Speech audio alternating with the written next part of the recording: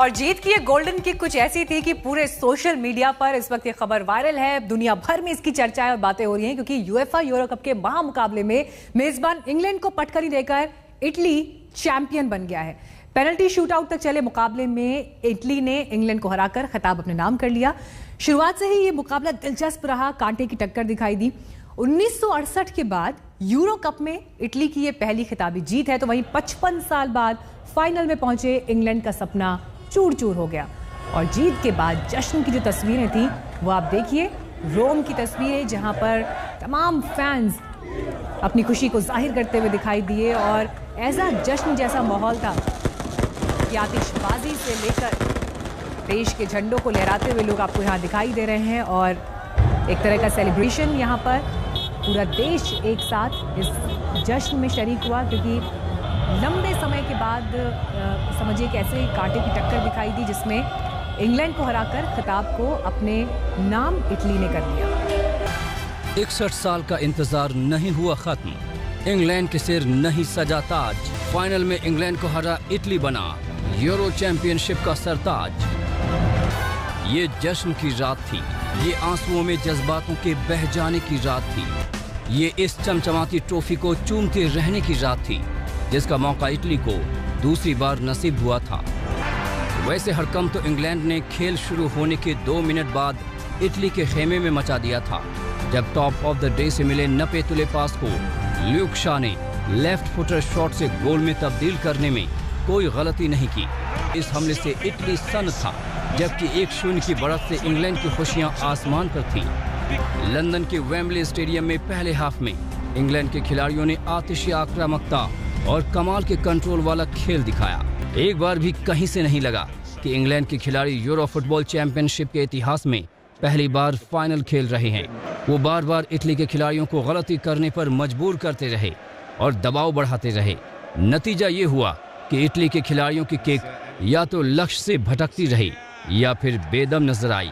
लेकिन पासा पलटा 67वें मिनट में जब इटली के बनुची ने इंग्लैंड के गोलकीपर से मिले रिबाउंड पर गोल दाग दिया। इस गोल के बाद तो जैसे इटली के खेल के सुरताल ही बदल गए। वो अचानक आक्रामक हो गया जबकि इंग्लैंड की पकड़ ढीली होती नजर आने लगी। आखिरकार निर्धारित 90 मिनट तक दोनों टीमें 1-1 की बराबरी पर रही। फैसला तो खैर एक्स्ट्रा टाइम में भी नहीं हुआ। अब इम्तिहान की बारी थी गोलकीपर्स की और टाई ब्रेकर में बाजी मार ले गए इटली के खिलाड़ी। आज तक ब्यूरो।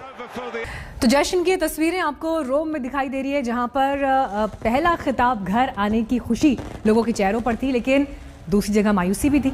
फाइनल मैच की मेजबानी इंग्लैंड कर रहा था, लेकिन लंदन के वेम्बले स्टेडियम के बाहर इंग्लैंड के फैंस ने मैच से पहले जमकर हुड़दंग किया, लेकिन जब पेनल्टी शूटआउट में टीम की हार हुई तो सारा जोश ठंडा पड़ गया।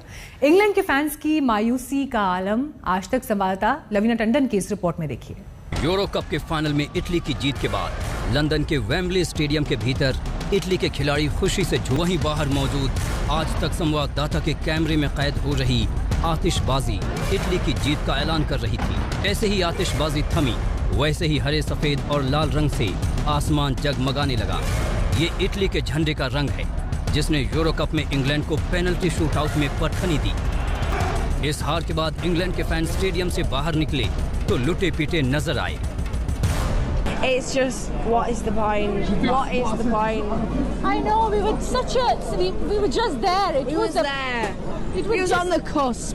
All we needed to do was grow up and do it. हार की ऐसी मायूसी थी कि वो आज तक संवाददाता लवीना टंडन से बात तक करने को तैयार नहीं थे। देखिए वो कैसे कैसे बहाने बनाकर किनारे कर ले रहे हैं। Excuse me, can I speak to you for? Wembley stadium का आज इटली के कलर में बधाई देता हुआ, लेकिन यहाँ इंग्लैंड के लोग बहुत बुरी तरह से दुखी हैं। 3 दिन से हम ये इवेंट कवर कर रहे हैं और लोग हमसे बात करने को आतुर रहे, लेकिन अब बिल्कुल बात करना नहीं चाहते, बिल्कुल कुछ बोलना नहीं चाहते, बहुत दुखी है। बहुत ज्यादा उत्साह था और उस सारे उत्साह पर पानी फिर गया।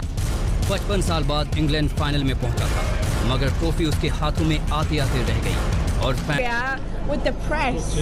Right, we had this flag and we've come all the way from Hull, which is what it took us 7 hours. So we came at 9 this morning, we didn't get to UL5 and we've come here and we're fucking lost. So it's a bag of shit. I'm so upset.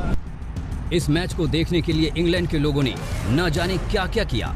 Covid नियमों की धज्जियां उड़ा दी। Stadium के बाहर जबरदस्त भीड़ थी और मैच से पहले ही पार्टी शुरू हो गई थी। तो बिना टिकट ही स्टेडियम पहुंच गए और उनमें से कुछ दबंगई करते हुए स्टेडियम के अंदर भी दाखिल हो गए। ये बात खुद मेट्रोपॉलिटन पुलिस ने कबूल की।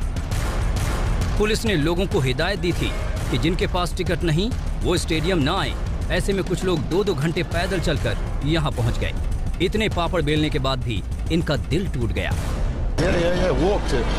You walked it? Yeah, we have to walk right now, yeah. Oh my God, 2 hours? Yeah. Very sad moment. Oh well, never mind. Next time, right? England के फैंस के साथ जैसी करनी वैसी भरनी जैसा हाल हो गया। उनके हुड़दंग के बीच इटली से मैच देखने आया एक दंपति जीत का जश्न भी खुलकर नहीं मना रहा था। Are you scared for with the way fans are behaving here in England? Are you worried? I think Not too much. No, not too much. When we came, they were full of energy, but now they they have. उधर Italy में जीत का जश्न जमकर मनाया जा रहा था। Italy की राजधानी रोम में फैंस नाच रहे थे, गा रहे थे और अपनी टीम को वर्ल्ड चैंपियन तक बता रहे थे। इधर लंदन में हार से मायूस इंग्लैंड पर अब एक बड़ा खतरा मंडरा रहा है। इस आयोजन के लिए कोविड के नियमों को तार-तार कर दिया गया, वो भी ऐसे समय में जब इंग्लैंड में बेहद खतरनाक डेल्टा वायरस उत्पात मचा रहा है। ऐसे में डर है कि यूरो कप का ये आयोजन सुपर स्प्रेडर न बन जाए। लंदन में लवीना टंडन के साथ आज तक ब्यूरो।